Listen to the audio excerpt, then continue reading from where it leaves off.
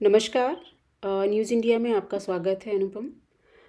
आज हम आपको बहराइच में अनुपम के फार्म में ले चलते हैं और वहाँ पर हम जानेंगे कि अनुपम कैसे ऑर्गेनिक फार्मिंग करते हैं। बहुत पैशन के साथ अनुपम ऑर्गेनिक फार्मिंग करते आए हैं और बड़ी मज़ेदार बात ये है और बहुत कंट्रास्ट भी है कि अनुपम का बिज़नेस जो है वो केमिकल फर्टिलाइज़र का है। तो कैसे जस्टिफाई करते हैं अनुपम, आइए हम अनुपम से खुद ही पूछते हैं। अनुपम, अपना ब्रीफ इंट्रो दीजिए ज़रा हमारे दर्शकों को। नमस्ते।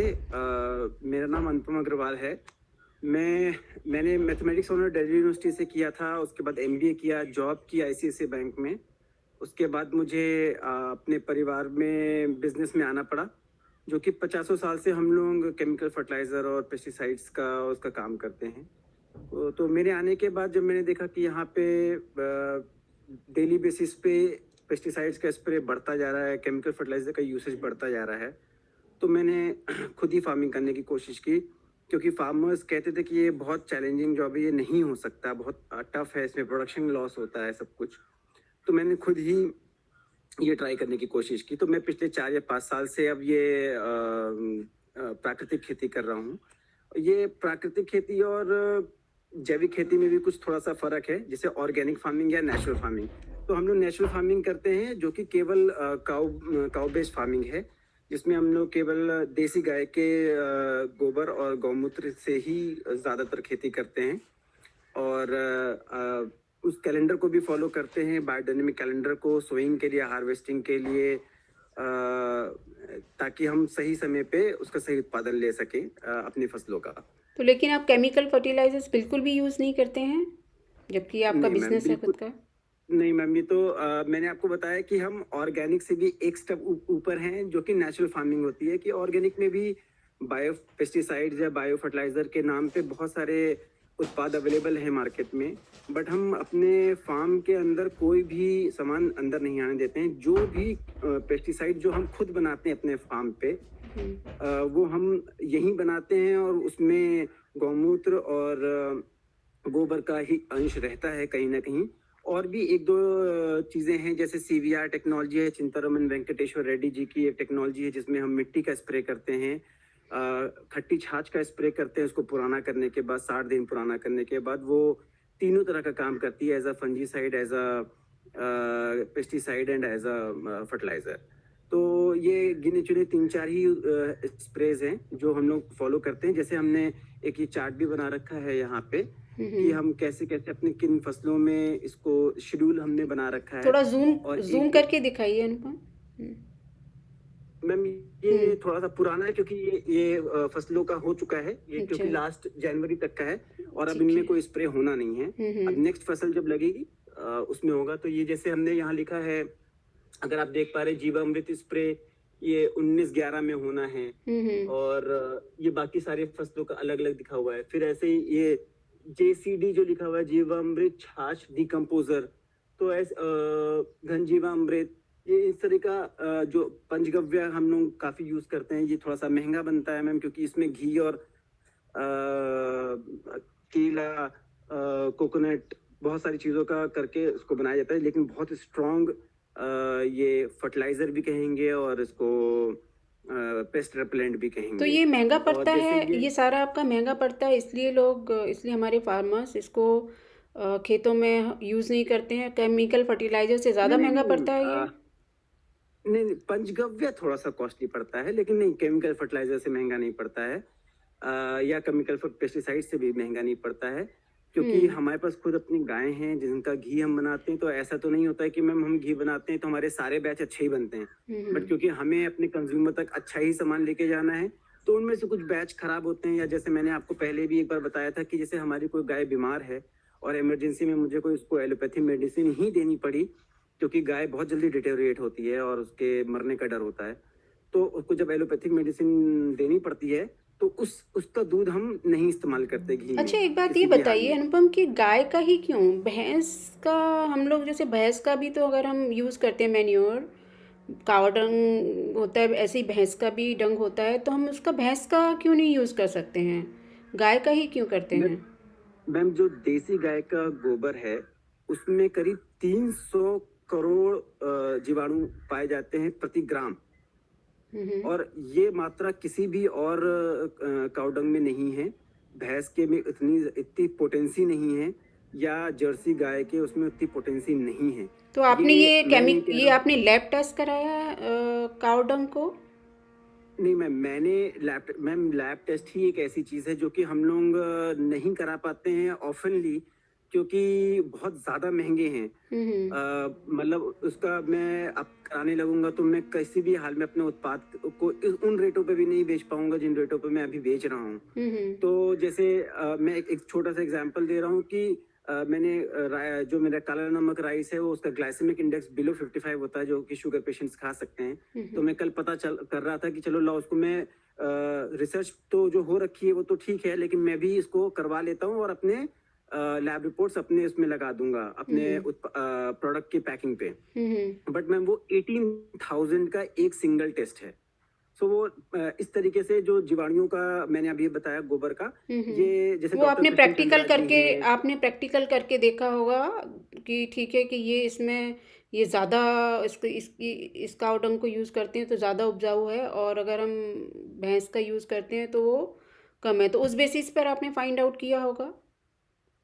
हाँ, वो तो मैम बिल्कुल प्रत्यक्ष है मैम। अगर हम सामने सामने अगर भैंस के गोबर का इस्तेमाल करते हैं वही जीवामृत या घनजीवामृत बनाने के लिए, और यही हम देसी गाय के गोबर का यूज करते हैं, तो मुझे बिल्कुल साफ साफ नजर आता है कि उसमें बहुत फर्क है।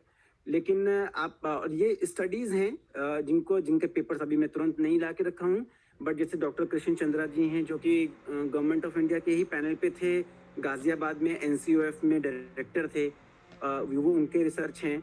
या इसके अलावा गुजरात में एक वो हैं, उनका नाम मेरे को अभी क्लिक नहीं कर रहा है, गोपाल भाई सुतारिया जी, उन्होंने इसके ऊपर रिसर्च की हुई है, उनके पास उसके रिसर्च पेपर्स हैं। तो हम लोग उनके संपर्क में आके और उनसे जानकारी लेने के बाद ही हम लोगों ने इस नतीजे पे पहुंचे कि वो जो कह रहे हैं वो सही कह रहे वो हैं। रिसर्च पेपर्स उन लोगों ने पब्लिश किए हैं?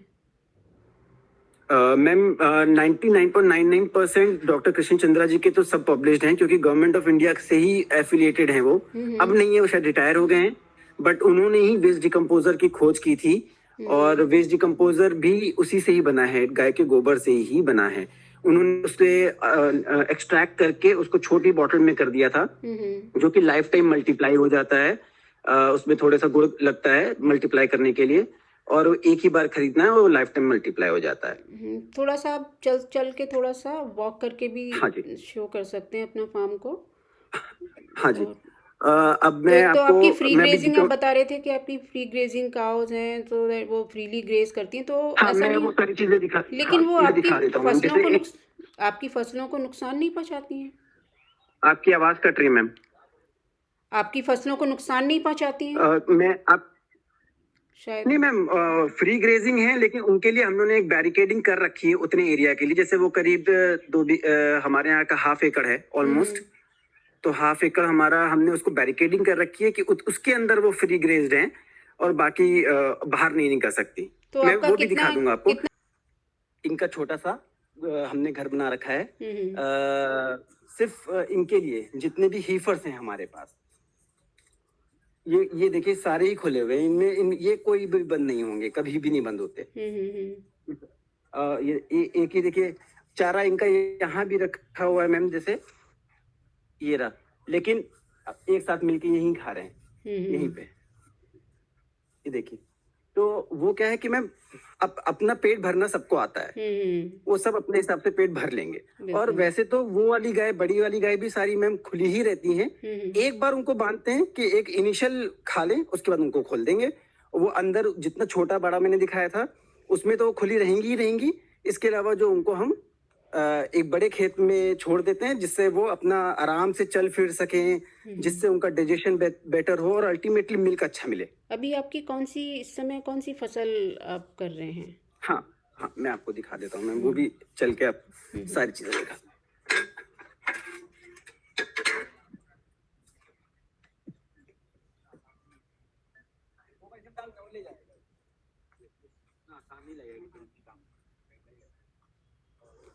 हाँ, वैसे मैं आपको ये दिखा दूं कि क्योंकि वेजिटेबल्स के बारे में मैंने आपको बताया था, हाँ हाँ। तो ये कुछ एक ऐसा खेत है जहाँ पे हम केवल अपने घर के लिए फार्मिंग करते हैं। हम्म। तो कुछ एक्सेस प्रोडक्शन हम लोग बेच भी लेते हैं, क्या लेकिन ये क्या केवल क्या घर क्या के लिए है। क्या क्या प्रोडक्शन हो जाता है?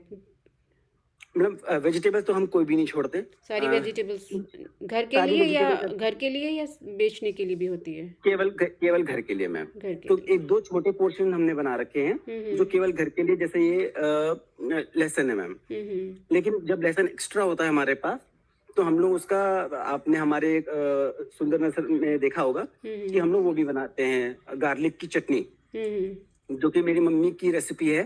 तो हम लोग उस तरीके से अपना प्रोडक्शन कॉस्ट निकालने की कोशिश करते हैं। हम्म। ये आप ये इसको हम लोग मैम बोलते हैं मल्चिंग।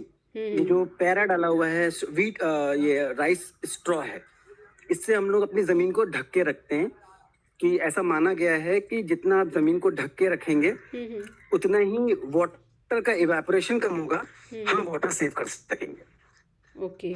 तो नेचुरल फार्मिंग में एक और बहुत बड़ा फायदा है कि वाटर सेव हो जाता है। हम्म। ये थोड़ी सी खाली जगह थी तो हमने मान लीजिए सेम लगा लिया। इस वक्त फुल ब्लूम पे है मैम, देखिए कितना अच्छा, मतलब कोई प्रोडक्शन में कोई लॉस नहीं नजर आता मुझे तो। हाँ, 4 साल हो गए मुझे भी करते करते, तो क्या अब चीज़ ये आपने, क्या चीज़ लॉस लगाई नहीं है? होगा। क्या चीज़ लगाई है, फिर से जी, बताइए। क्या चीज़ सेम लगाई है सेम आप? मैम, सेम एक सेम, हाँ सब्जी ठीक। होती है। ठीक है, ओके। सेम लगाई, सेम की जी जी फली।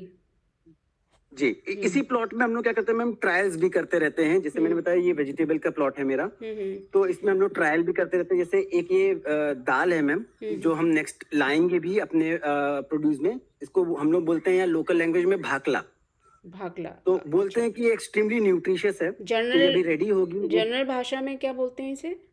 कौन सी दाल बोलते? भाकला, नहीं, भाकला तो लोकल। भकेलू, भाकला, बहुत ही अननोन दाल है। अच्छा। मतलब कोई भी ऐसे यूजुअल दाल की तरह नहीं है, कि जैसे आपका अरहर उरद इस तरह की नहीं है, बट हम्म। हाईली न्यूट्रिशियस है। हम्म। तो हम लोग उसकी टेस्टिंग कराएंगे, अगर न्यूट्रिशन कंटेंट ज्यादा होगा तो इसको हम मेन स्ट्रीम में लेके आएंगे। जो तो लॉस। ये इसके प्लॉट्स, जी, अगर जैसे फॉर एग्जांपल अगर आपको मैं दिखा सकूं, ये इस तरीके से, एक्चुअली वो बैक कैमरा होता तो बेटर दिखता, हाँ हाँ, मैं नहीं दिखा ठीक सकता था है। आपको, हाँ पर हाँ। ये राइट। ठीक है। अब जैसे ये मैंने आपको इसकी एक फली तोड़ के दिखाई, तो हम्म। इसके अंदर दाल है। ये फली भी खाई जाती है हम्म। डायरेक्ट, और इसकी दाल दाल भी। जब ये सूख जाएगी तो दाल बन जाएगी। हम्म। ये कल मुझे गवर्नमेंट ऑफ को सोलर, ओके। तो उसमें आप जी कौन जी। कौन सी अब फसल मैं जो आपको, बेचने के लिए तैयार होती है, वो कौन कौन सी फसल होती है? गेहूं आप ग्रो करते हाँ, हैं? अब हम मेन मेन में अब हम मेन उसमें आ रहे हैं मैम। ये हम्म। मेरा मेन फार्म शुरू हो रहा है यहाँ से, वो वहाँ पे वेजिटेबल्स प्लस प्रोसेसिंग होती है। मैं प्रोसेसिंग हाउस भी अपना दिखा दूंगा, हम्म। जहाँ पे जो भी चीज प्रोसेस होती है। तो ये जो आपने बंसी एक वैरायटी का मैंने आपको बताया था कि आपको मैंने वीट फ्लावर दिया था, हम्म। ये रेडी हो रही है मैम। ये नेक्स्ट लेटेस्ट हार्वेस्ट हमारा वीट का है इस ये वक्त। बंसी ये वैरायटी रेडी आप हो बता जाएगी। रहे हैं? बंसी वैरायटी आप बता रहे हैं, बंसी ये क्या हमारी इंडिजिनस वैरायटी है? हाँ जी ये। मैम, ये सारा जितना हम लोग फार्मिंग करते हैं वो अपनी इंडिजिनस वैरायटी का ही कोशिश करते हैं कि मैक्सिमम करें। कोशिश क्या मैम, वैसे तो 90% हमारे, 95% तक बीज जो हमारे पास है वो नेटिव है, और बाकी ढूंढनी पड़ती है मैम। नहीं, हाइब्रिड बीज तो फिलहाल यूज़ नहीं, हाइब्रिड तो हाइब्रिड तो यूज़ नहीं करते हैं। नहीं मैम, कोई हाइब्रिड नहीं है। तो ये हम्म। जो मैंने आपको ये जो पर्टिकुलर मैं जितना आपको ये एरिया दिख रहा है, हम्म। ये सुभाष पालेकर जी की एक टेक्निक है, 5 लेयर ऑर्चर्ड। हम्म। तो इसमें क्या होता है कि मैम, जैसे फॉर एग्जांपल मैं आपको दिखाऊं कि जैसे ये हमने यहाँ पे लीची लगा रखी है, हम्म। ये शायद आप देख पा रहे हो, ठीक है। तो हम्म। लीची से लीची का डिस्टेंस 30 फीट ही है, हम्म। और फिर बीच में हमने गुआवा लगा रखा है, और उसके और सेंटर में जो ये पर्टिकुलर एरिया है, अगर आप देख पा रहे हो, तो इसमें हमने गेहूं लगा रखा कौन कौन से फल हो जाते हैं यहाँ पर? गुआवा, लीची। है। हमारे रीजन में सबसे मैंगो, हमने टोटल 36 वैरायटीज लगा रखी हैं मैम, फ्रूट्स की। 36 तो वेराइटीज। जिसमें, हाँ जी, जिसमें हमने इनफैक्ट एप्पल भी लगा रखा है मैम। एप्पल हो जाता है? Climatic conditions. मैम ट्रायल में है। हम्म। हाँ जी मैम, ट्रायल है। एक हरिमन शर्मा जी हैं, उनकी एक वैरायटी है हरिमन 99। वो ऐसा क्लेम करते हैं कि नॉर्दर्न इंडिया में या जहाँ ज्यादा गर्मी, वहाँ ये जून के महीने में फ्रूटिंग आएगी। तो अभी मैम लगाए हुए 2 साल हुआ है, तो इस खरीफ सीजन में जब रेनी सीजन आएगा तब कंप्लीट होगा, तो थर्ड ईयर ऑनवर्ड्स उसमें फ्लावरिंग एंड फ्रूटिंग आने की उम्मीद है। ये मैम वहाँ पे क्योंकि नेटवर्क नहीं आ रहा है, तो मैं आपको दिखा दूं कि ये देखिए पूरा एरिया खुला जो है, ये हमारे काऊ की ग्रेजिंग के लिए है या चलने फिरने के लिए। तो और भी बहुत सारी चीजें इधर रह गई हैं, और नेटवर्क की वजह से मैं नहीं दिखा पाया आपको। और हाँ, मैं आपको कई लोग अच्छा, जो ऐसा भी क्वेश्चन प्रोडक्ट करते हैं कि आपका आपके आपके बगल एक्चुअली में क्या होता है कि ज़्यादातर लोग जो ऑर्गेनिक प्रोड्यूस इसलिए नहीं परचेज कर पाते हैं कि बहुत महंगा होता है। तो आप लोग, मैंने ज़्यादातर जी सभी का, आपकी बात नहीं कर रही हूँ, मैं ज़्यादातर देखती हूँ तो वो यही है कि उनकी प्रोडक्शन कॉस्ट जो है नहीं निकल पाती है या कम होती है। लेकिन अगर आप जी कम रेट में सेल करेंगे तो ज़्यादा आपको वो वॉल्यूम नहीं बढ़ेगा। ऐसा आप लोग क्यों नहीं सोचते हैं कि अगर उसके प्राइस कम कर देंगे तो उससे आपका वॉल्यूम बढ़ेगा, और वॉल्यूम बढ़ेगा तो प्रोडक्शन पर भी आप मैम, ध्यान देंगे। मैं आपको 2 चीज इसमें बता दूं कि जो नेचुरली तरीके से बनाया हुआ फल फूल है, और एज कम्पेयर टू केमिकल वाले में रेट डिफरेंस जो होता है, वो 2-3 और रीजन की वजह से होता है। पहला रीजन तो ये है कि जो केमिकल फार्मिंग ऑलरेडी कर रहे हैं लोग, वो अपना प्रोड्यूस नुकसान में बेच रहे होते हैं मैम। नुकसान में और बेच रहे इस होते चीज हैं। का, जी, इसका कोई मुझे प्रमाण देने की जरूरत नहीं है, क्योंकि ऐसा अपने देश में 70% खेती होती है, लेकिन आपने किसी बिलियनियर किसान का नाम नहीं सुना होगा। कोई अगर एक आध होगा तो होगा, जो या तो उसके पास बहुत बड़ा खेत होगा, वरना कोई भी एक किसान बिलियनर नहीं है। लेकिन बाकी बची हुई 30% में कोई भी प्रोफेशन हो, चाहे वो वकील हो, सीए हो, बिजनेस, ऐसा क्यों होता है कि कर्जा माफी हर 2 4 5 साल में कराना पड़ता है किसान को? ऐसा क्यों होता है? कोई इस पॉइंट ऑफ व्यू से भी सोचे। तो क्या है कि मैम उनका जो प्रोड्यूस है, सरकार एमएसपी देती है। नहीं, मैं आपके इस मुद्दे पे आती हूँ कि एमएसपी की भी क्या ज़रूरत है। किसान अगर अगर किस सरकार जो एमएसपी नहीं तय करे, जैसे और भी जी बहुत सारे प्रोडक्ट्स हैं मार्केट में, कोई सरकार एमएसपी तय करके तो नहीं बेचती है। तो खाली किसानों के जो प्रोडक्शन पर ही एमएसपी की बात क्यों होती है? हाँ, उसकी तो क्या ज़रूरत है? वही आप बीइंग, मैं चलिए आप फार्मिंग कर रहे हैं, तो क्या कि आपको लगता है कि एमएसपी होनी चाहिए? मैम एक बार एज अ प्रोटेक्शन उनको इसलिए चाहिए होता है कि एटलीस्ट हमें वो रेट तो सरकार के पास जाके मिल ही जाएगा, क्योंकि उसके बिलो भी रेट चला जाता और जाता ही है। इसीलिए एमएसपी बनी। क्योंकि जैसे फॉर एग्जांपल मैं पैडी की बात करूं, पैडी मतलब राइस से जब प्रोडक्शन होता है राइस का, उसके पहले जब तक वो हस्क के अंदर होता है, वो अपने उसको हम लोग पैडी बोलते हैं, धान जिसे बोलते हैं। तो मैम धान का जैसे गवर्नमेंट की MSP for example 20 rupees per KG है। ऑल्दो मैं 100% श्योर हूँ कि 20 रुपीज में पैडी नहीं ईल्ड नहीं आ सकता, मतलब किसी को भी पड़ता नहीं खाएगा, किसी भी फार्मर को। जो भी सरकार कैलकुलेशन करती है वो करे। लेकिन मैं एक पर्टिकुलर क्रॉप की बात कर रहा हूँ, तो वो फिर भी मजबूर होता है 12 और 13 रुपए में बेचने के लिए, आज भी एमएसपी होने के बाद भी। तो आप ये सोचिए कि कैसे मैम उसका गुजारा होगा, वो प्रॉफिटेबल नहीं है उसके नहीं, लिए। एमएसपी तो हट एक जाए तो पहला एमएसपी हट जाए तो उसके बाद भी तो किसान बिल्कुल फ्री होगा अपने प्रोड्यूस को कितने भी रेट में बेचे, तो बिकेगा नहीं हाँ, क्या? नहीं वो तो मैम एमएसपी तो वो मैम एमएसपी का मिनिमम है, मिनिमम सपोर्ट प्राइस। अगर उससे ज्यादा जाता है तो वो तो बेच ही सकता है, 24 25 26 कहीं भी बेचे, सरकार को जाके ना बेचे। लेकिन मिनिमम सरकार ने कहा इससे कम नहीं हम आपको परचेज करवाएंगे, क्योंकि आपका नुकसान लग जाएगा उससे कम पे।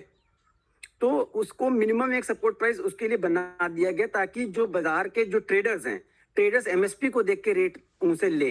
लेकिन ऐसा होता नहीं है मैम। तो सरकार खुद तो एमएसपी पे लेती है, बट उसमें भी मैम बहुत सारी प्रॉब्लम्स हैं। जैसे एमएसपी पे जाके एक ट्रॉली में भर के धान मंडी में ले गए, 3 3 4 4 दिन, एक हफ्ता ट्रॉली वहां खड़ी रहती है, इतनी भीड़ लगी रहती है। तो किसान का एक हफ्ते का ट्रॉली का किराया, उसको वहीं पे बैठे रहना पड़ेगा तौलवाने के लिए। ये सारी इश्यूज आते हैं। फिर मैम अल्टीमेटली जैसे आपने बताया कि ब्राइब्स, करप्शन, ये सब भी हो ही जाता है मैम वहां पे जाके। तो उनको अल्टीमेटली प्राइस वहां, और फिर पेमेंट है, पेमेंट जरूरी नहीं है सेम डेट में मिल जाए। ट्रेडर के पास जाएगा, सेम डेट पेमेंट मिल जाएगा उसको। सरकार से सेम डेट में पेमेंट नहीं मिलता। कभी कहते हैं 3 दिन में, कभी 7 दिन में। गन्ने वाले साल साल भर पेमेंट नहीं आता उनको चीनी मिल से। तो इस वजह से वो मजबूर हो जाते हैं लोकल मार्केट में बेचने के लिए। हाँ, तो मेरा मैं वो कंप्लीट कर दूं कि क्यों ऑर्गेनिक प्रोड्यूस या सॉरी नेचुरल प्रोड्यूस और इसमें डिफरेंस होता है। तो पहला कि वो नुकसान में माल बेचते हैं और हम लिख के उसको जोड़ लेते हैं। दूसरा मैम लेबर, जैसे जो दवा जो स्पेशली हमारे यहाँ वीडिंग, घास निकालना सबसे बड़ी प्रॉब्लम है। देखिए आप मेरे फार्म पे आप देखिए कितनी घास है मैम, ये किसी भी नेचुरल केमिकल फार्मिंग के खेत में इस तरह से घास आपको नहीं दिखेगी। तो वीडिंग जब खेत में प्रॉपर वीडिंग करते हैं तो फॉर एग्जांपल मैम अगर एक पैडी के खेत में वीडिंग के लिए 500-600 रुपए में 1 एकड़ की दवा आ जाती है मैम, और उसको मान लीजिए स्प्रे करने के लिए 200-300 रुपए का लेबर लग जाता है। और हमारे यहाँ मैम अगर मैं मैनुअल वीडिंग कराता हूँ तो मेरे को 1 एकड़ में मैम 6,000 रुपए लगते हैं। सो डिफरेंस इज 10 टाइम्स, ये फर्क है मैम। तो तो वो हमें लोग लेबर का तो वीडिंग पैसा तो निकालना ही निकालना। वीडिंग तो वो किसान भी कराते होंगे जो केमिकली नहीं, प्रोडक्शन। वो स्प्रे कर देते हैं मैम, तो स्प्रे हर्बिसाइड्स से कहते हैं वीडिंग खत्म उनको। हो जाती है? जी स्प्रे करने से वो वीडिंग खत्म हो जाती है? हाँ मैम, स्प्रे करते हैं, वो केवल जो मेन क्रॉप है वो रह जाएगी, और इसके अलावा जो भी और घास है वो खत्म हो जाती है है। इससे। आपको मैन्युअली कराना पड़ता टेक्निकल है? से हमें मैनुअली कराना पड़ता है। मैं ये this is one of the thing, मतलब ये एक बता रहा हूं। तो एक मैंने बताया आपकी जैसे वो जो दूसरा हम जुबर का ज्यादा पैसा लग जाए हमारा, वो दूसरा है। फिर तीसरा मैं आपको बता देता हूँ कि जैसे जो केमिकल फार्मिंग वाले हैं उनके पास बड़ी वो ट्रेडर के पास या अल्टीमेटली फैक्ट्री के पास जाती है तो उनके पास वॉल्यूम होता है मैम। तो जैसे मान लीजिए अगर मैं 1 रुपए किलो पे काम करूं, मान लेता हूँ एक बार, जो कि यूजुअली एक ट्रेडर काम करता है 1 रुपए किलो, 100 रुपीज पर क्विंटल। तो उसके पास अगर 1 लाख टन माल है, हजारों टन माल है, तो 1 रुपए से आप कैलकुलेट करिए, वो फिर भी करोड़पति है। लेकिन एक किसान के डायरेक्ट अगर मैं 1 रुपए किलो लूंगा तो मैं 10 एकड़ से कितना प्रोड्यूस कर लूंगा कि मैं अपने खर्चे नहीं मीट आउट कर पाऊंगा। प्लस क्या, मैं पैकिंग खुद कर रहा हूँ, मैं जीएसटी पे कर रहा हूँ, मैं फसाई का लाइसेंस खुद ले रहा हूँ, सारे सर्टिफिकेशन ले रहा हूँ, लैब रिपोर्ट करा रहा हूँ। मैम एक लैब रिपोर्ट कराने में केमिकल पैरामीटर की 7200 से लेकर 12,000 रुपीज तक लगता है एक सिंगल बैच का। वो कॉस्ट कस्टमर को ही पे करनी पड़ेगी मैम। राइट। और मैंने कस्टमर के लिए ही किया, और कस्टमर अल्टीमेटली मुझे ये कहता है कि सर लैब रिपोर्ट तो बहुत आसानी से आ जाती है। तो अगर मैं कराऊं तो भी फंसता हूं और ना कराऊं तो भी फंसता हूं, पर क्योंकि मुझे अक्रॉस इंडिया सप्लाई करनी है, आपसे मैं फेस टू फेस हूं, इसीलिए हम लोग कस्टमर्स के पास जैसे मान लीजिए मैं आता हूं 750 किलोमीटर चल के आता हूं जब मैं अर्थ कलेक्टिव आता हूं मैम, और मैं इस वक्त हर वीकेंड आ रहा हूँ। मेरा कॉस्ट केवल एक जर्नी का 20,000 रुपीज है मैम। वो मैं कॉस्ट कैसे रिकवर करूंगा मैम, आप ये बताइए, मैं कितना प्रोड्यूस पैदा कर लूंगा कि मेरा पर कॉस्ट पे कई बार तो, और प्लस वहां पे टेबल चार्ज देता हूँ मैं 6,500 रुपए का अर्थ कलेक्टिव वालों को। ठीक है। फिर मैं दिल्ली भी आता हूँ तो दिल्ली से सामान लेके मतलब मैं दिल्ली मान लीजिए फॉर एग्जाम्पल, चलिए मैं सस्ता सामान और अपने कस्टमर के लिए सस्ता कर लेता हूँ, मैं बस से ट्रैवल कर लेता हूँ। बट मैं क्या बताइए 500-700 किलो मटेरियल जब मैं लाता हूँ अर्थ कलेक्टिव पे, मैं उसको कैसे लाऊंगा? क्या एक आदमी से मैं 500 किलो सामान उठा के ला सकता हूँ? नहीं ला सकता हूँ मैम। वो कार के अलावा मेरे पास ऑप्शन नहीं बचता। सबका घर दिल्ली में नहीं है मैम। बिल्कुल। वहां पे मैं रुकूंगा, खाऊंगा, पीऊंगा, सब कुछ करूंगा, उसकी कॉस्ट है मैम। पर वो तो भी हम लेते ही नहीं, उसको हम मार्केटिंग कॉस्ट मान लेते हैं कि चलिए कोई बात नहीं। अगर फॉर एग्जांपल प्रभा मैम मेरे से इम्प्रेस है, मेरे प्रोडक्ट से इम्प्रेस है, मेरे पे भरोसा करती हैं, तो एक बार तो अर्थ कलेक्टिव पे लिया, नेक्स्ट टाइम प्रभा मैम मेरे को फोन करेंगी कि अनुपम भेज दो, ठीक है।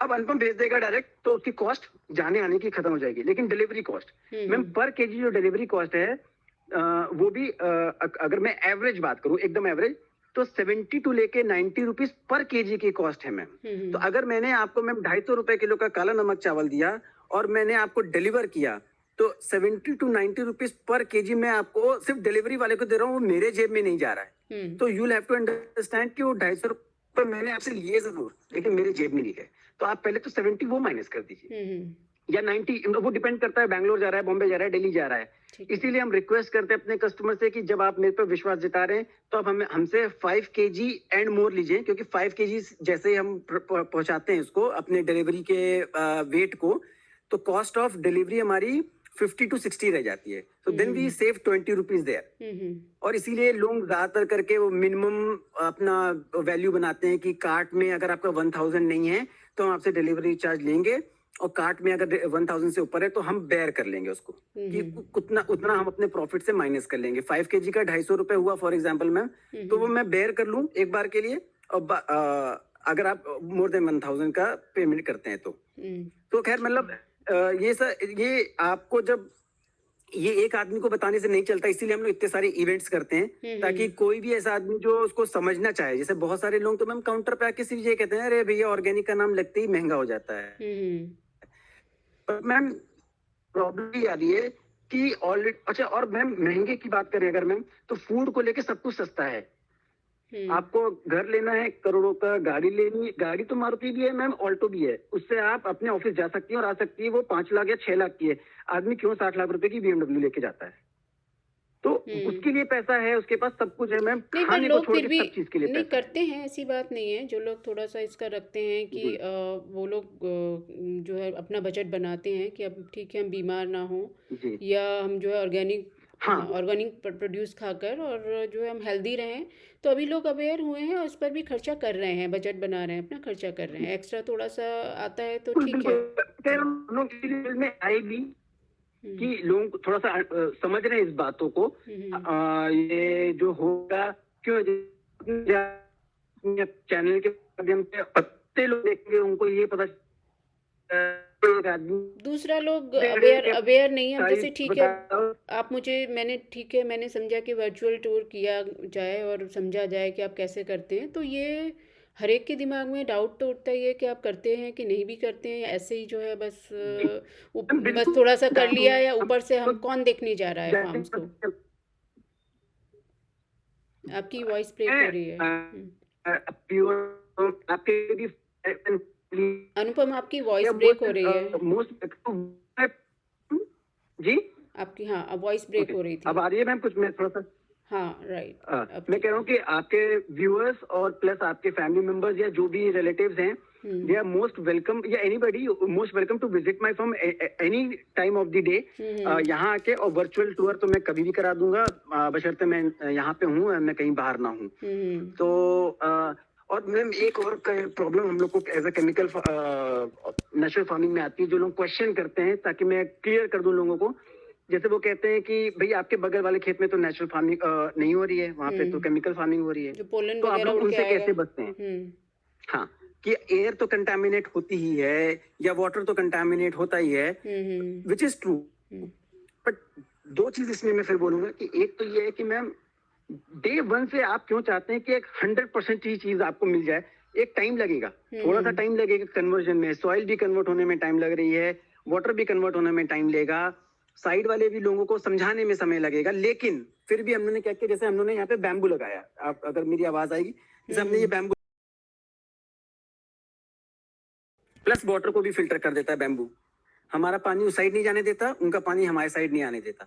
तो हम इस लेवल पे शुरू कर चुके हैं काम। तो कहना कि तुरंत बगल वाले खेत से आ जाएगा और आ जाएगा, ऐसा मैम इतना आसान भी नहीं होता है। और हमने उसके मैनेजमेंट भी किया हुआ है। ये अगेन इस फील्ड में हमारे गाय का फॉडर ही है, और साथ में हम लोगों ने मसूर भी लगा रखी है, जो कि हम आपको अप्रैल में देंगे। तो इंटरक्रॉपिंग हम हमेशा करते हैं, हम मोनोक्रॉपिंग नहीं करते। ठीक है। और आपका जो प्रोसेसिंग होती है, लाइक ठीक है, जैसे कि आप खुद ही प्रोसेस करते हैं या फिर बाहर से हाँ करवाते मैम, हैं? जैसे कि नहीं गेहूं मैम, है तो सारा आटा, प्रोसेस आटा आपके अपने ही बनता है या फिर बाहर से करवाते हैं? मैं आपको वो प्रोसेस लाइव करके दिखा दूंगा मैम। जो हम लोग वहाँ कहते हैं हम स्टोन ग्राउंड करते हैं और हम एंटी क्लॉकवाइज चलाते हैं, या ये वो सब कुछ मैं आपको लाइव दिखा दूंगा। मैं थोड़ा सा अभी उससे प्रोसेसिंग हाउस से डिस्टेंस पे आ गया हूँ, खेत की तरफ अपने, मैं जल्दी चल के दिखा देता हूँ। ये हमारा जौ है, जो कि इस बार में हम लोग प्लान में है कि वीट के साथ हम जौ को मिक्स कर देंगे, ताकि हमारा जो वीट फ्लावर है वो और पौष्टिक हो जाए और मैक्सिमम ग्लूटेन फ्री हो सके। राइट। और ये आपको मैं दिखा दूं हल्दी, अब मेरी देखिए, ये पूरी हल्दी है मैम, ये रेडी टू हार्वेस्ट है मैम।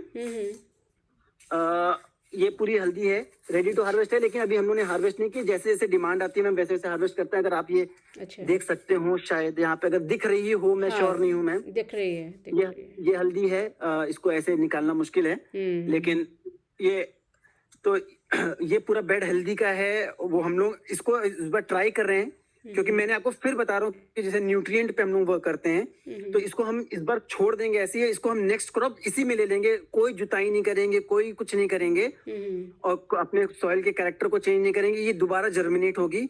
तो ऐसा पढ़ा है मैंने कि जब हल्दी को सेकेंड ईयर हार्वेस्ट करें तो उसकी औषधीय वैल्यू और ज्यादा हो जाती है, न्यूट्रिएंट वैल्यू और ज्यादा होती है। तो हम नेक्स्ट ईयर जो हमारी हल्दी होगी वो इसी आपको और बेटर न्यूट्रिएंट की मिलेगी। तो मैं खेत में आगे जाऊं तो थोड़ा सा टाइम लगेगा, और भी अभी तो बड़ा खेत है। आप कहिए तो मैं आपको प्रोसेसिंग पहले दिखा दूं। प्रोसेसिंग दिखा दीजिए, बाकी अगर टाइम लगेगा तो फिर बाद में कर लेते हैं। अगर मैं चलते चलते आपको प्रोसेसिंग दिखा देता हूँ, ताकि थोड़ा सा टाइम लगेगा क्योंकि इस वक्त घी भी शायद हो रहा होगा प्रोसेस। तो अच्छा और वो मैं लाइव दिखा दूंगा आपको। तो जो हम जो कहते हैं कि फॉर एग्जांपल हम उसको वुड फायर पे और कंडे गाउडन केक पे करते हैं, वो आपको दिख जाएगा। मोस्ट लाइकली अभी हो रहा होगा मैम। और आपको जो स्टोन ग्राउंड की मशीन है वो दिखा दूंगा। इस वक्त ग्राइंडिंग नहीं हो रही है लेकिन मैं चला के दिखा दूंगा, या मैं उसको वीडियो में तो दिखाई दूंगा कि अगर लाइट होगी तो चला के दिखा दूंगा, लाइट नहीं होगी तो मैं आपको दिखा दूंगा कि वो स्टोन ग्राउंड है या नहीं। और आपको मेरे पास अभी हम आपके साथ आके रखे बट उसको लाके, क्योंकि जैसे फॉर एग्जांपल मैंगो है, मैंगो हमारे 10 किलो है, हम नहीं आ सकता, किसी भी किसान का नहीं आ सकता। मैंगो आपका आप तो वो उसको हम मिट्टी में करके मैंगो का प्रोडक्शन करते हैं आप? हाँ हाँ जी, मैं जैसे मैंने बताया कि हमारे पास तो वो सेल 36 भी करते वैरायटीज हैं? हैं हाँ फ्रूट की। हाँ, तो वो सेल भी करते हैं, सिर्फ तो अपने लिए वो करते हैं? नहीं, वो सेल करने के लिए मैम। ओके। अब मैं एक शॉर्टकट लेके उस प्रोसेसिंग हाउस तक पहुंच रहा हूँ मैम। प्लीज। ये मेरा प्रोसेसिंग का 3 रूम्स हैं प्रोसेसिंग के, जिसमें से ये हमारा ग्रेन रूम है। ग्रेन होता है, यहाँ पे नेटवर्क का थोड़ा इशू है। मशीन जिसके बारे में मैं बता रहा था, ये देखिए मैम। तो मैंने अभी आपको बेसन, आपने बेसन नहीं, ये बेसन कि कुछ चना दाल दिख भी रही है। ये देखिए स्टोन ग्राउंड है। और I think ma'am light check करिए, अगर लाइट हो तो मैं आपको चलाते हुए भी दिखा दूंगा। जी लाइट है।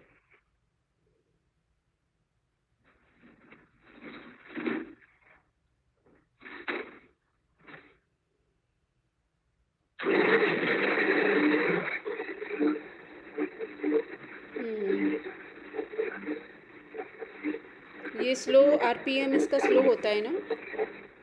कितना आरपीएम पर होता है ये? ये मैम 80 आरपीएम पे चल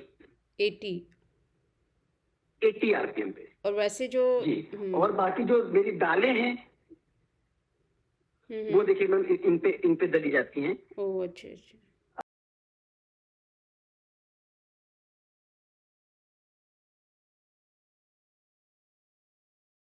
प्रोसेसिंग हाथ से होते हुए दिखा दूंगा, कैसे वो हाथ से पुराने होते थे वैसे ही कर रखिए।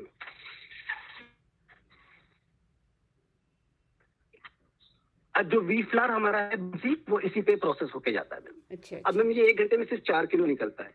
तो कॉस्ट तो मैम वही है ना मैम, कॉस्ट मेरी लेबर तो उतनी लग रही है, बिजली उतनी ही लग रही है, तो रेट तो मैम बढ़ ही जाएगा, लेकिन न्यूट्रिएंट वाइज वो सबसे रिच होगा मैम। मैं आपको मिल्क वाले रूम में लेके जा रहा हूँ। ये आपका ये देखिए मैम, ये वुड है और ये काउडन केक है यहाँ इसी के अंदर, अगर आप देख पा रहे हो। हाँ। और जैसा कि मैंने बताया था कि आयरन रॉड पे ही आयरन कढ़ाई पे ही दूध को उबाला जाता है। राइट।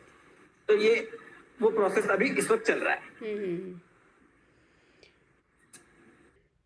सॉरी मैम, ये देखिए अरहर हमारी जो हार्वेस्ट हुई है अभी, वो आपको आपके सामने है।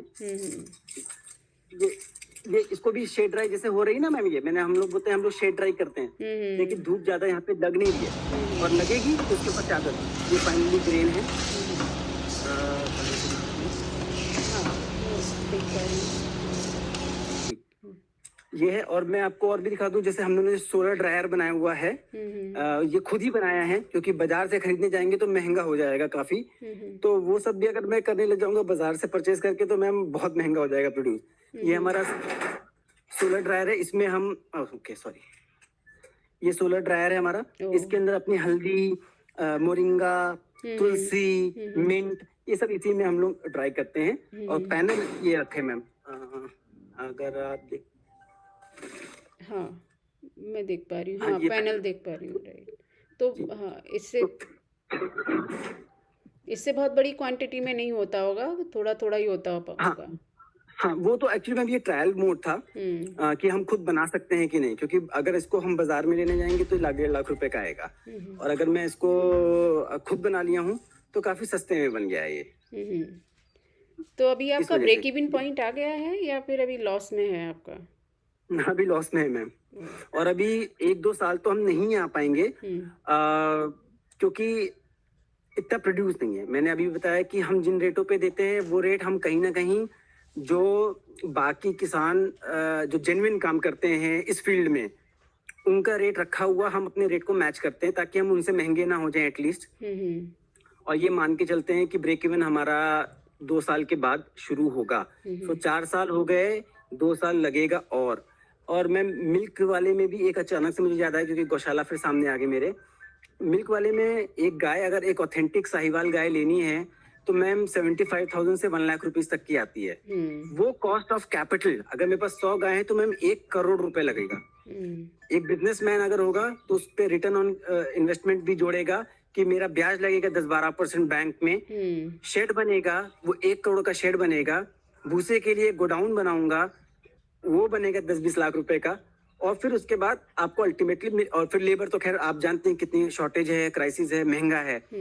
तो वो तब जोड़ेंगे मैम। तो आज की डेट में जो किसान अगर जो डेयरी फार्मिंग करता है और 40-45 रुपए में मिल्क दे रहा है, तो मैम फिर या तो फिर वो उसको मिक्स करके दे रहा है, या अगर वो प्योर दे रहा है, फॉर एग्जाम्पल कभी अगर एक आध अच्छा आदमी मिल गया तो 2-4 साल में डेयरी बंद कर देगा। गाय मैम कुछ भी कर ले, बीमार पड़ती हैं, जैसे इंसान मरते हैं गाय भी मरती है। तो एक गाय मरती है तो 1 लाख रुपए चले जाते हैं मेरे। हम ट्राई करते हैं कि ऐसा ना हो, लेकिन फिर भी जैसे मैंने आपको बताया कि कॉस्ट ऑफ मिल्क, एक और फैक्टर बताता हूँ हमारे कॉस्ट ऑफ मिल्क क्यों ज्यादा है। हम अपने गाय बछड़ों को 2 थन दूध पिलाते ही पिलाते हैं मैम। हम लोग कोई उसके अंदर अब वो दिखा नहीं सकता क्योंकि टाइम नहीं है, वरना शाम के वक्त आप फोन करिए 2 थन वो पी रहे होंगे, तब 2 थन मुझे बचेगा। तो फॉर एग्जांपल एक गाय अगर 10 लीटर दूध देती है दिन भर में, तो 5 लीटर तो हीफर या काफ पी रहा है, लेकिन मुझे 5 मिला। तो मुझे जो 5 मिला, मेरा एक्सपेंस अगर फॉर एग्जांपल 400 रुपए लगा, तो मेरे लिए तो वो 200 रुपए की कॉस्टिंग हो गई ना मैम। और जो किसान 10 का 10 निकाल लेता है उसके लिए मैम वो कम हो गई। तो आप सारा तो दूध का घी बनाते हैं या सेल भी करते हैं? नहीं मैम, दूध हम सेल नहीं करते, क्योंकि दूध अगर 100 की मेरी कॉस्टिंग है, मैं उसको 110-20 का अगर बेचूंगा तो मेरे शहर में इस रेट पे नहीं बिकेगा। नहीं बिकेगा। ये लखनऊ, दिल्ली, इन सब में तो बिक जाएगा, लेकिन हमारे यहाँ नहीं बिक सकता। और यहाँ मिल्क का लाइफ स्पैन बहुत छोटा होता है, हम पेस्चराइज नहीं करते उसको। तो जैसे सुबह मैंने आपको बताया कि 6 बजे दूध लगा होगा गाय का, तो अभी इस वक्त 9 बज रहे होंगे मैम। हाँ 9 बज रहा है, ठीक है मैम। तो 9 बजे एग्जैक्ट हमारा वो विदिन 4 आवर्स, क्योंकि 4 आवर्स के बाद उसके अंदर अलग बैक्टीरिया डेवलप हो जाते हैं, विदिन 4 आवर्स वो कढ़ाई पे, आई मीन लोहे आयरन कढ़ाई पे वो चल गया। आप घी बनाने, आप सारा वो घी बनाने में यूज कर लेते हैं? हाँ, हम लोग मैम अब ट्राई कर रहे हैं। जैसे आपने बताया, मुझे पता है कि मैम 4,000 रुपए लीटर सबके बस की बात नहीं है, लेकिन मैम इसका मतलब ये भी तो नहीं है कि आदमी खराब सामान खाए। जो चीज नहीं बन सकती कम पे, तो फिर या तो ना खाए, और खाए तो 4,000 वाला खाए। और मैंने 4,000 पे भी अपने जस्टिफिकेशन दिया था कि मैम इस 4,000 रुपए में भी मैं नहीं कमा रहा हूँ मैं। अगर मैं 12, अभी तो मैं कम सेल करता हूँ, जीएसटी मेरी 1% है, मैं अप्रैल ऑनवर्ड्स 12% जीएसटी पे चला जाऊंगा मैम। एक लीटर घी पे मैम 400 रुपए की जीएसटी है मैम। आप ये बताइए 400 प्लस की है, तो कहाँ जाएगा मैम? कौन देगा? कंज्यूमर ही तो देगा। कंज्यूमर ही देगा वो जीएसटी। तो वो सब चीजें समझनी पड़ेंगी। अब मान लीजिए बाजार में घी मिल रहा है, फॉर एग्जाम्पल हालांकि विधियां बहुत अलग हैं।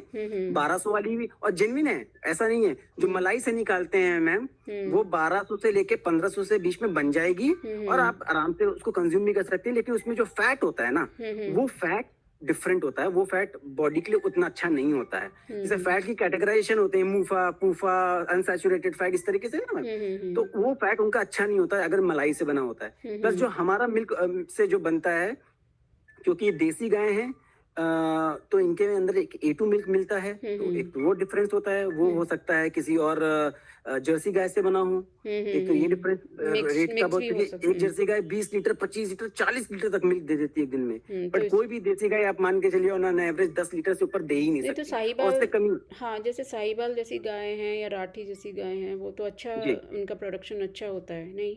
मैम, कुछ भी कर लीजिए, हाँ, 10 लीटर एवरेज सही। है। हम जाएंगे ढूंढेंगे, हमें एक दो गाय जरूर मिल जाएंगी जिनका प्रोडक्शन 15 लीटर भी होगा। पर बट मैम लेकिन हम एक्सेप्शंस पे बिजनेस नहीं कर सकते। हम्म, जो एवरेज मेरे सामने है मैं उसी को कर सकता हूँ। राइट। अगर मैम मेरे पास आज 12 गाय हैं, तो सिर्फ 6 ही गाय दूध देंगी। 6 गाय दूध नहीं देंगी, वो मैक्सिमम है 50%। मुझे तो 12 महीने खिलाना है ना मैम इनको। तो कॉस्ट तो हमें डेली बेसिस पे निकाल के चलनी है। तो हमने उसके फीड की कॉस्ट देखी 12 महीने की डिवाइड। तो हमारा टारगेट मैम सोचिए कितना स्मॉल है।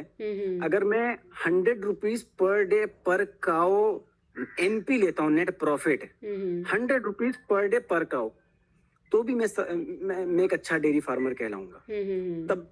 लेकिन कॉस्ट मेरी उसकी कम नहीं होगी घी की। इसीलिए घी में क्या हुआ कि मैंने आपको बताया था कि मैम ये 10 ml पर डे आप खाइए केवल, एंड कंटिन्यूसली खाइए। उसको अपने बॉडी पे अप्लाई करके देखिए। आप बीमार हैं तो आप उसको अपने गले पे लगा के देखिए। आपको अगर फर्क ना हो तो आप मुझे मेरा प्रोडक्ट वापस कर दीजिए घी, मुझे कोई प्रॉब्लम नहीं। आप मैं जबरदस्ती तो कर नहीं सकता, लेकिन ये है कि आप बाजार का कोई इस तरह से 500-600 वाला घी तो कतई ना कंज्यूम करें। अब कहने के लिए क्या है, फसाई लाइसेंस तो उनको भी मिला हुआ है मैम, फूड हाँ, सेफ्टी का लाइसेंस उनके पास भी है। बिल्कुल। तो तो वो ये कैसे? कहना मेरे लिए, जी वो कहना तो फिर अल्टीमेटली कहाँ आता है वो, आपने जो स्टार्टिंग में हमने बात की थी, लाइसेंस सबको मिल जाता है हाँ, मैम। जैसे नहीं, या मैगी फिर है, उनका उनका मैगी हर तीन जो चार साल क्वालिटी में, होगी, हाँ, जो हाँ क्वालिटी हर, है या उनका मास प्रोडक्शन है, बहुत सारी चीज़ें, बहुत सारे सब कुछ। फैक्टर्स हैं और जो जैसे मैटर करते तीन हैं। चार साल में मैम, हर 3-4 साल में मैगी के ऊपर आता है लेड है, लेड है, लेड है। लेकिन फिर भी 50 साल से मैगी बिक रही है मैम। बिल्कुल। मैं भी खाता हूँ, मैं ये नहीं कह रहा हूँ मैं नहीं खाता, हाँ। मैं भी खाता हूँ, लेकिन लिमिटेड क्वांटिटी में खाता हूँ, ताकि मतलब कभी एंजॉय कर लिया, बच्चों के साथ कर लिया। तो ऐसा नहीं है किसी चीज के ऊपर मैंने बारिंग नहीं कर रखी, मैं किसी से दुश्मनी नहीं लेके बैठा हूँ कि कोई, लेकिन मैम मेरे को भी समझने वाला आदमी मिले, मेरा ये पॉइंट है कि तो अगर हम बहुत दे रहे हैं तो हम लूट नहीं रहे हैं। हम लूट मतलब कि 4,000 रुपए लीटर कह के आप मेरे को ये ना कहें कि मैं किसी को लूट रहा हूँ। मैं जो दे रहा हूँ, सामान दे रहा हूँ, उसकी जस्टिफाइड वैल्यू कॉस्ट आपको मिलेगी। है, आपने कॉस्ट को आप जस्टिफाई करके चल रहे हैं। तो ये बहुत ही अच्छा जी प्रकल्प है आपका, और बहुत सारी शुभकामनाएं आपको देती हूँ कि आप इस तरह से उसको बिल्कुल थैंक यू। नेचुरल तरीके से करते रहें। और हमारा काम होगा कि हम लोगों में ये लोगों को बताएं कि ऑर्गेनिक फार्मिंग एक्चुअली में भी हो रही है, ताकि लोगों को विश्वास जगे और वो यूज़ करें। थैंक यू जी वेरी मैडम, मच। धन्यवाद।